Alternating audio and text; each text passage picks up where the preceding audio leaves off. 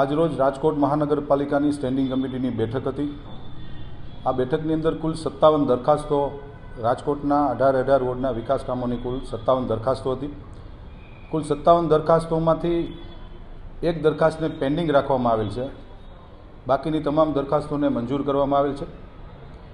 ખાસ કરીને 238 કરોડ 49 લાખ જેવી માતબર રકમના ખર્ચે રાજકોટના 18 વોર્ડના તમામ ડિપાર્ટમેન્ટોનો આજે દરખાસ્ત મંજૂર કરવામાં આવેલ છે, જેની અંદર નવા રોડ રસ્તાના રીકાર્પેટના કામો છે, સોલિડ વેસ્ટ મેનેજમેન્ટના કામો છે, નવા આરોગ્ય કેન્દ્ર, નવા પાર્ટી પ્લોટ બનાવવાના, પછી રોશનીની દરખાસ્ત, તમામ વિભાગોને આવરી લેતી આજની રાજકોટ મહાનગરપાલિકાની સ્ટેન્ડિંગ કમિટીની બેઠક હતી।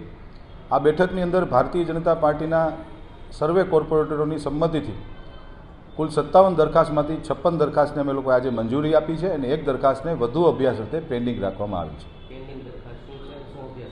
સર્વેશ્વર ચોકમાં જે બોક્સ કલવર્ટ વોકડો જે આપણે બનાવી રહ્યા છીએ એમાં ખર્ચ વધારા માટેની દરખાસ્ત હતી, જે વધુ અભ્યાસ અર્થે અમે લોકો આ પેન્ડિંગ રાખી છે।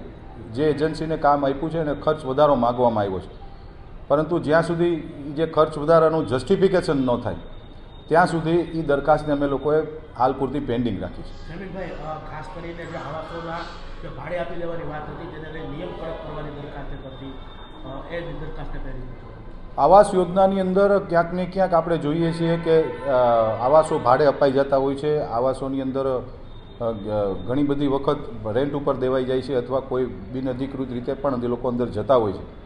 એના માટે રાજકોટ મહાનગરપાલિકાએ આજે એક સ્ટ્રોંગ પોલિસી બનાવી છે કે પ્રથમ વખત કોઈ પણ વ્યક્તિનું જે આવાસ, કારણ કે ભારતીય જનતા પાર્ટીની માનનીય નરેન્દ્રભાઈ મોદી સાહેબની કેન્દ્રની સરકાર હોય કે રાજ્યમાં ભારતીય જનતા પાર્ટીની સરકાર માનનીય ભૂપેન્દ્રભાઈ પટેલ સાહેબની સરકાર હોય, જરૂરિયાતમંદ ગરીબ પરિવારો માટે એકદમ નજીવા દરે આવાસ યોજનાઓ, જે પ્રાઇવેટ ફ્લેટ બને છે એ પ્રકારના આધુનિક આવાસ યોજનાઓ અમે લોકો બનાવી રહ્યા છીએ અને ભૂતકાળમાં પણ બનાવી છે।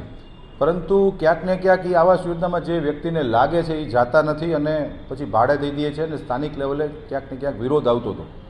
એના માટેની આજે અમે એક પોલિસીની એક દરખાસ્ત હતી કે પ્રથમ વખત કોઈ ભાડુઆત પકડાશે તો 5,000 રૂપિયા મકાન માલિકને દંડ કરવામાં આવશે, બીજી વખત 10,000, ત્રીજી વખત 25,000 અને ચોથી વખત જો એમાં સુધારો કંઈ નહીં થાય તો એ આવાસ મહાનગરપાલિકા પોતાના હસ્તક જપ્ત કરી લેશે એની એક દરખાસ્ત હતી।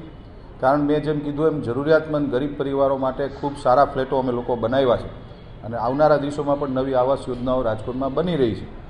તો જરૂરિયાતમંદ પરિવારો રહે એના માટેની અમારી આ મુહિમ છે, પરંતુ ક્યાંક ને ક્યાંક રેન્ટ ઉપર આપીને આવાસ યોજનાઓમાં ન્યુસન્સ ઊભું થતું હોય છે। કારણ કે લોકો સ્થાનિક લેવલે ખૂબ વિરોધ આવતો હતો, વારંવાર અહીંયા ડેલિગેશનો આવતા હતા કે ભાઈ ફલાણા ભાઈ અહીંયા ભાડે રહીએ છે અને અમને હેરાન કરે છે। એના માટેની એક પોલિસીની દરખાસ્ત હતી જે આજે આપણે મંજૂર કરી છે।